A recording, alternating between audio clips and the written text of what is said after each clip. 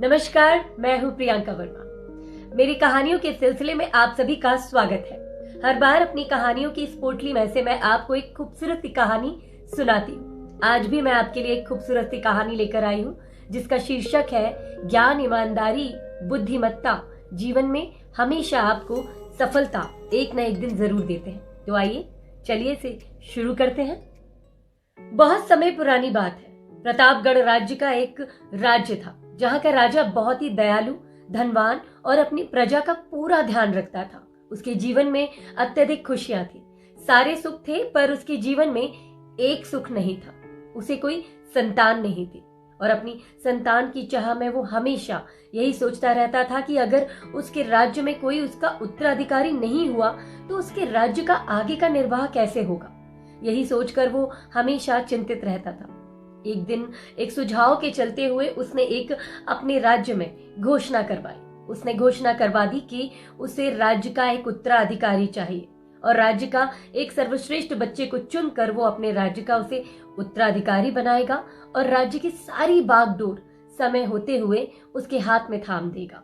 ऐसा कहकर उसने अपने राज्य में ऐलान करा दिया। राजा द्वारा किया गया राज्य में वो ऐलान राज्य की प्रजा के सारे बच्चों के लिए एक बहुत बड़ा अवसर बन जाता है।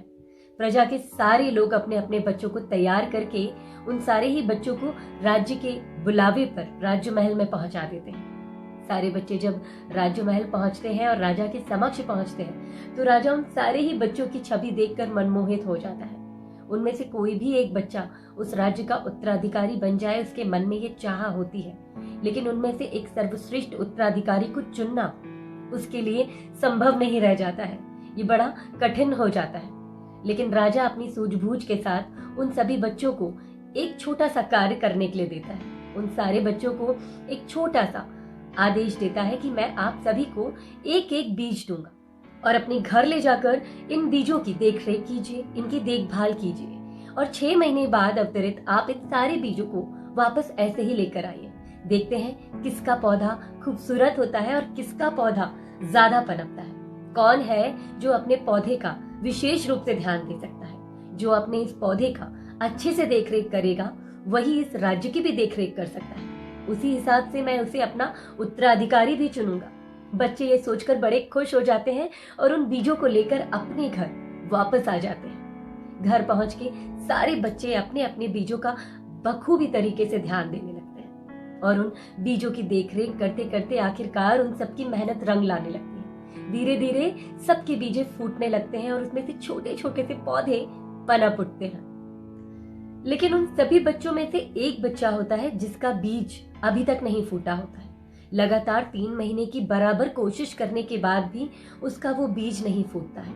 वो निरंतर उस बीज की देखभाल करता है, उसे निरंतर पानी देता है, नियमित रूप से उसकी देखभाल भी करता है, किंतु उसका वो बीज पनप ही नहीं पा रहा होता है। और आसपास जब वो सारे बच्चों के बीजों को देखता है तो वो फूटकर बीज के रूप में बाहर आते हैं और छोटे छोटे पौधे का रूप लेने लगे होते हैं। वो बच्चा थोड़ा सा हताश हो जाता है और संकोचवश वो अपनी माँ से पूछता है कि माँ, मेरी इतनी मेहनत करने के बाद भी मेरा ये बीज अभी तक क्यों नहीं फूट पाया है?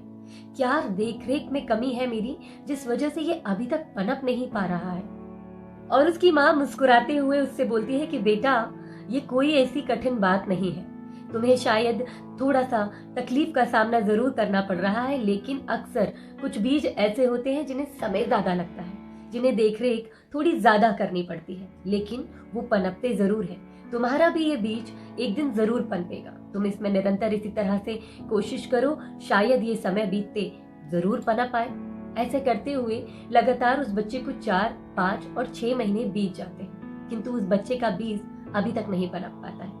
राज्य का फिर से बुलावा आता है। सारे बच्चों को वापस से राजमहल बुलवाया जाता है और सारे की सारी प्रजा के सारे बच्चे राजमहल में अपने छोटे छोटे गमलों के साथ और छोटे छोटे नन्हे पौधों के साथ पहुंच जाते हैं। वो बच्चा भी अपना वो गमला लेकर उस राजमहल में पहुंच जाता है। सारे बच्चों के हाथ में नन्हे नन्हे से पौधे होते हैं। सबके पौधे खूबसूरत से होने लगते हैं, लेकिन उस बच्चे का जो गमला होता है उसमें बीज भी नहीं फूटा होता है।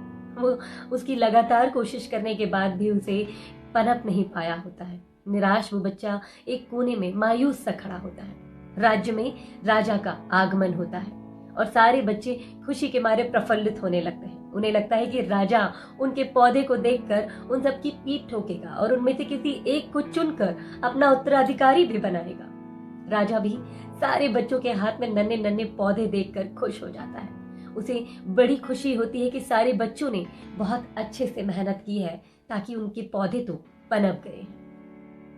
कोने में खड़ा हुआ वो मायूस बच्चे को देखकर राजा भी मन ही मन मुस्कुराता है और इतने सारे बच्चों के हाथ में नन्हे नन्हे से पौधे देखकर वो सारे बच्चों को शाबाशी देता है और उनकी तारीफें भी करता है। उनको प्रोत्साहित करता है कि आपने एक बहुत अच्छी देखरेख की है ताकि आपके बीज फूटे हैं और आप सभी के पास नन्हे नन्हे खूबसूरत से पौधे भी हैं। वहीं पर उस मायूस बच्चे को देखकर राजा उसे अपने पास बुलाता है। उसके गमले को हाथ में लेकर उससे पूछता है, अरे तुम्हारा तो बीज भी अभी तक नहीं फूटा है, क्यों?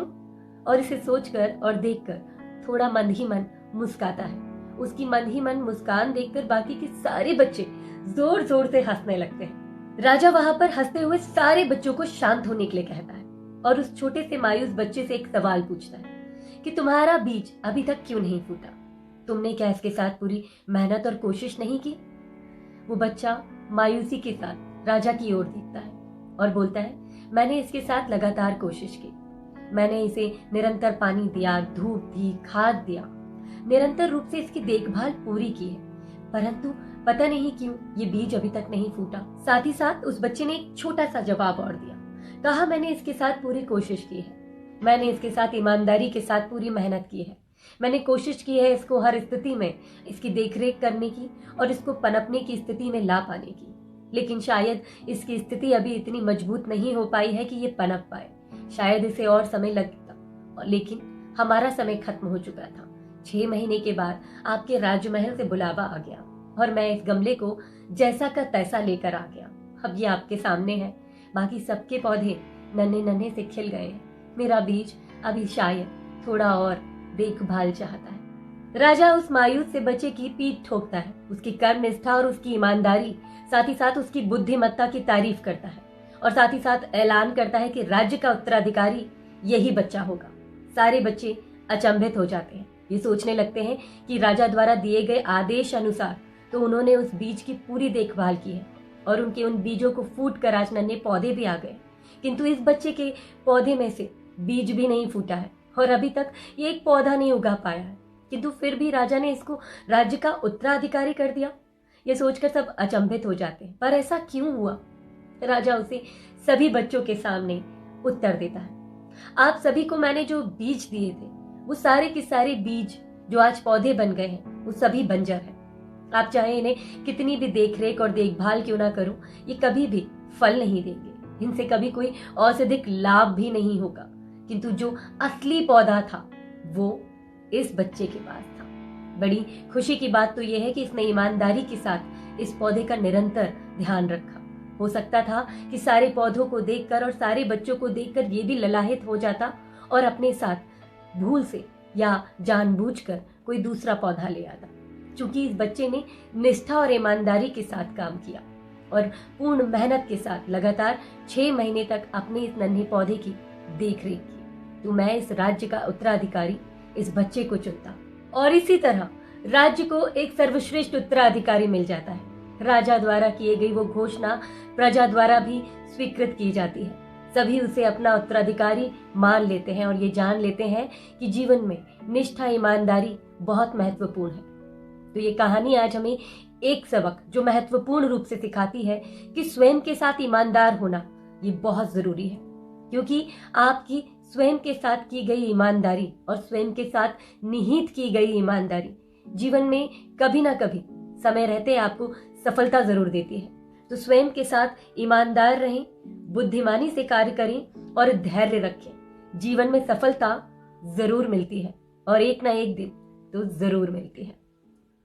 तो ये थी मेरी आज की कहानी, और अगर आपको मेरी ये कहानी फिर से पसंद आई हो तो मेरी इस कहानी को शेयर, लाइक, कमेंट जरूर करें और मेरे इस चैनल को सब्सक्राइब तो जरूर करें। धन्यवाद। मैं हूं प्रियंका वर्मा।